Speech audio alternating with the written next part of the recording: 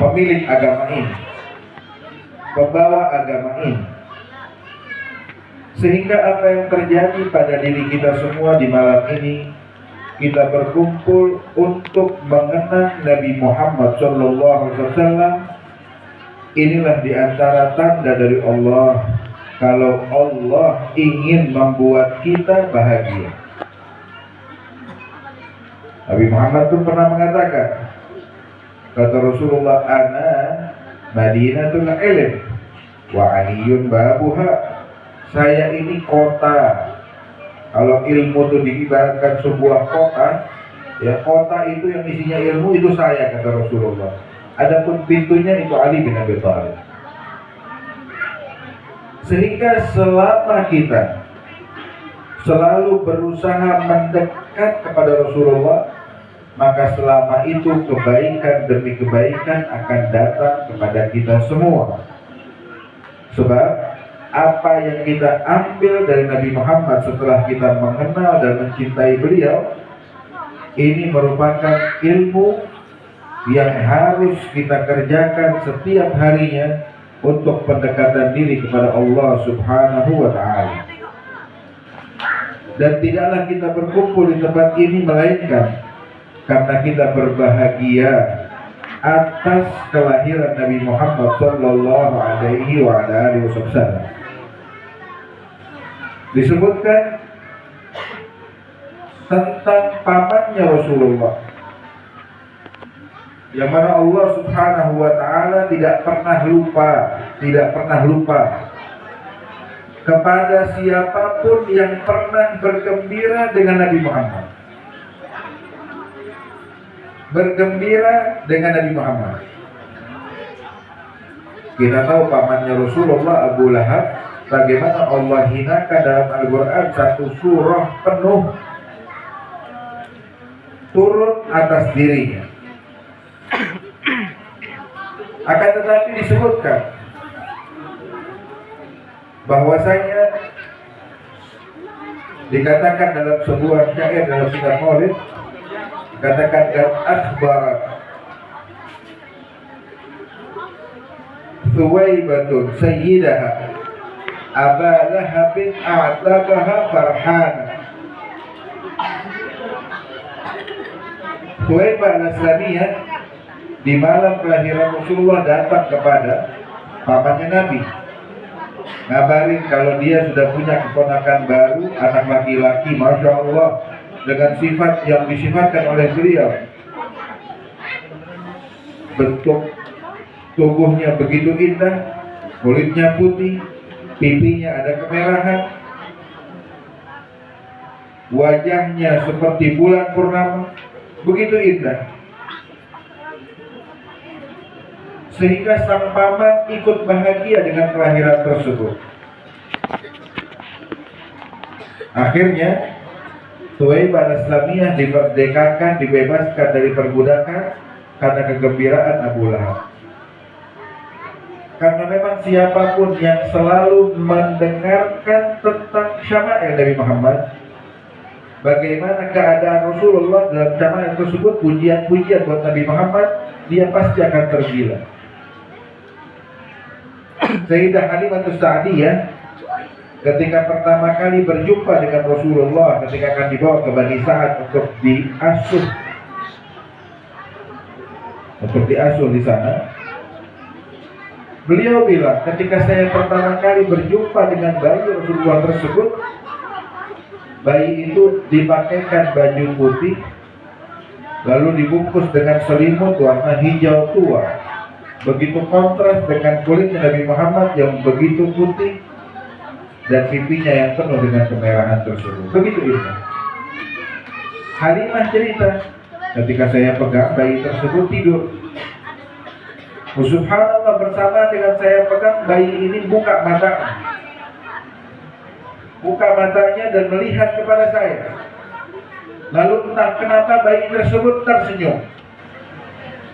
Bayi pasti pegang, buka mata, tersenyum. Apa kata Sayyidatina Halimah? Beliau katakan, fahara agli wa agla ba'li. Di saat itu ketika kita melihat pemandangan yang begitu indah, akal saya dan akal suami saya hilang. Udah hilang akal. Kenapa? Langsung tergila dengan Rasulullah Sallallahu alaihi wa ala alihi wasallam. Abu Lahab juga begitu, dia dengar dia gembira karena saudaranya Abdullah punya anak, bisa meneruskan keturunannya. Akhirnya dibebaskanlah Halimatus Sa'diyah, dibebaskanlah Thuwaibah al-Islamiyah. Dikatakan setelah sekian lama Sayyidina Abbas bin Abdul Muttalib itu pernah bermimpi berjumpa dengan saudaranya Abu Lahab. Lalu dalam mimpi tersebut ditanya, "Ma fa'alnahu bika ya aduwallah?" Hai musuhnya Allah, apa yang Allah perbuat terhadap kamu? Maka dia bilang, siksa amat pedih buat saya. Akan tetapi di setiap hari Senin Allah Subhanahu wa ta'ala memberikan sebuah anugerah dengan mengeluarkan di sela-sela jari saya ini air yang begitu sejuk dan dingin. Dan di hari Senin tersebut saya diperbolehkan minum, sehingga rasa haus yang saya alami 1 minggu bisa saya lepaskan dahaga tersebut setiap hari Senin. Jadi walaupun disiksa kalau hari Senin, dia diberi ide, diberi kesempatan untuk minum sehingga haus dia hilang. Sayyidina Abbas nanya, kenapa Allah bikin begitu? Maka dia bilang, ingat nggak waktu saya bebaskan Thuwaibah al-Islamiyah? Karena saya berbahagia atas kelahiran Rasulullah, maka dengan itulah Allah memberikan dispensasi semacam ini. Maka dikatakan hada ma'al kufur. Ini Allah berikan terhadap orang yang kufur pada Allah Subhanahu wa ta'ala. Orang yang tidak beriman pada Rasulullah, orang yang selama hidupnya memusuhi Nabi Muhammad, tapi pernah gembira sekali, maka Allah berikan ini buat dia. Maka dikatakan kaifa bi farhatin min dhi fuadin imtala imana. Maka bagaimana kira-kira apa yang bisa didapat oleh orang-orang yang hatinya penuh dengan keimanan pada Rasulullah dan dia selalu bergembira dengan Nabi Muhammad Sallallahu alaihi wasallam. Sehingga dikatakan oleh para salihin, "Min yakhtur ala qalbil qadar wal hazan wa na ma'i khair khalqillah jaddil hasan." Bagaimana saya bisa hidup dalam kesedihan? Saya nggak pernah hidup sedih, nggak pernah sedih dalam hidup saya. Kenapa? Gimana bisa sedih? Toh saya ini hidup bersama dengan Rasulullah Sallallahu alaihi wasallam. Dalam ungkapan yang lain banyak yang mengatakan daripada mereka orang-orang sholihin. Mereka mengatakan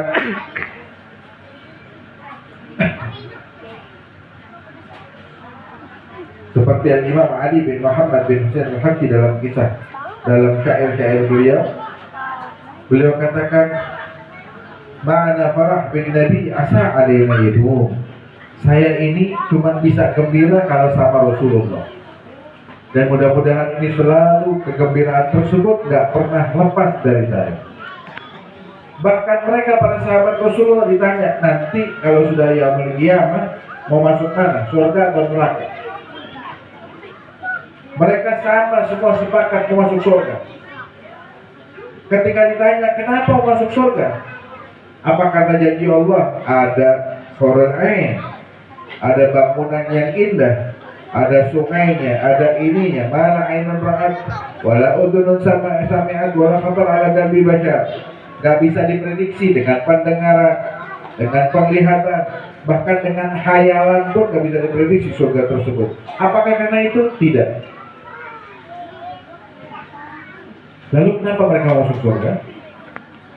Mereka jawab serempak pada sahabat Rasulullah, karena di surga ada Rasulullah Sallallahu alaihi wasallam.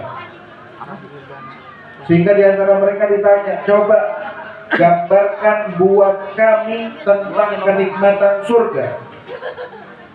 Maka mereka gambarkan dengan satu kalimat saja. Di surga ada Rasulullah. Mereka paham sumber kebahagiaan mereka ada pada kedekatan mereka dengan Nabi Muhammad Shallallahu Alaihi Wasallam. Sehingga para salihin dengan jelas-jelas mereka katakan fi jannatin masyadani min wasliha illa likawnil hibbi fiha khayyama. Itu surga Allah Subhanahu wa taala yang saya mau masuk ke situ bukan karena apa-apa. Saya mau surga karena di surga ada Nabi Muhammad Shallallahu Alaihi Wasallam. Maka dari itu, apa yang kita rasakan di malam ini, mungkin bukan malam ini aja, kemarin juga udah mulai gembira. Gak tahu kenapa di hati kok senang aja. Kenapa mau bikin maulid di malam? Mungkin dari seminggu lalu udah pada senang orang kampung sini. Kenapa mau bikin maulid? Yang ada di mulut orang kampung sini ini dari minggu lalu maulid seminggu. Entah kenapa kita bisa kayak begitu. Dan itu berlalu dengan santai berlalu, tanpa ada usaha dari kita, sudah begitu sudah. Mungkin di antara kita yang terkenal dengan Rasulullah, dia yang bikin maulid Nabi nih. Mungkin ada yang lebih dari itu. Gimana kalau kita bisa kumpul sama Nabi? Semua gembira. Kira-kira tuh kalau kegembiraan yang kita rasain sekarang nih nggak pernah lepas dari kita. Kita rasanya nggak pernah lepas lagi dari kita. Kira-kira gimana hidup kita di dunia? Bakal senang kita hidup, bakal gembira kita hidup. Maka dari itu, inilah yang tadi saya katakan bahwa sumber kebahagiaan, sumber keindahan, sumber anugerah adalah ketika kita mendekat dan dekat dengan Rasulullah Sallallahu Alaihi Wasallam. Makanya mereka para sahabat Rasulullah, mereka tidak pikirkan tentang ibadah yang mereka lakukan. Itu ada sahabat datang ke Rasulullah, bilang, ya Rasulullah, mata sa'ah, kapan hari kiamat ya Rasulullah? Nanya begitu, Nabi balas tanya. Apa kata Nabi? Kamu udah siap apa? Nanya hari kiamat. Hari kiamat ini hari yang menakutkan. Apa yang kamu siapkan?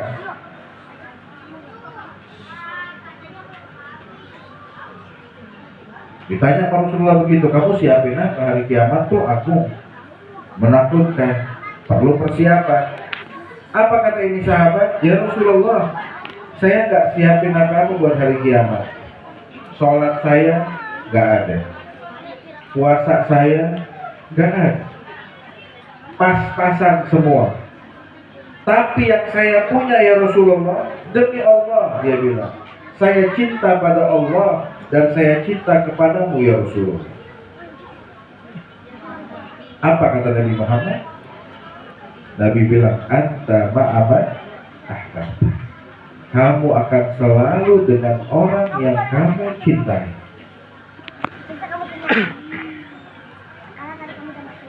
Ulama kita sudah bilang, kalau dengar sahabat ngomong begini, jangan percaya mulut sahabat. Mulut sahabat jangan dipercaya. Bila kagak punya ibadat, jangan dipercaya. Sahabat ibadatnya, Masya Allah. Kenapa? Yang mereka contoh itu Nabi Muhammad, yang sholat malamnya kakinya bengkak. Itu contohnya mereka. Depan mata mereka tuh. Di antara mereka para sahabat Rasulullah ada yang penutup sholat malam. Ada nggak cerita sholatnya? Penutupnya aja. Ujungnya tuh, ujung sholat malam mereka tuh. Di antaranya mereka sholat 2 rakaat, ini ujungnya doang nih. Ada cerita ujungnya 2 rakaat. Dalam 2 rakaat tersebut dibaca dalam 2 rakaat tersebut Al-Quran 30 juz. Ini tutupnya doang. Ini yang kayak begini dia bilang, saya nggak punya sholat ya Rasulullah. Modelnya begini. Kenapa? Memang ibadah kalau diterima sama Allah, yang bikin ibadah tersebut lupa. Allah bilang dalam Al-Quran, wa amalun salih yarfa'uh amalan yang soleh itu diangkat oleh Allah Subhanahu wa Ta'ala. Apa maksudnya diangkat? Diterima, dikabulkan oleh Allah Subhanahu wa Ta'ala. Dan ulama bilang diangkat, ya diangkat benar-benar. Diangkat dari mana? Bahkan dari hati pelakunya sekalipun, sehingga mereka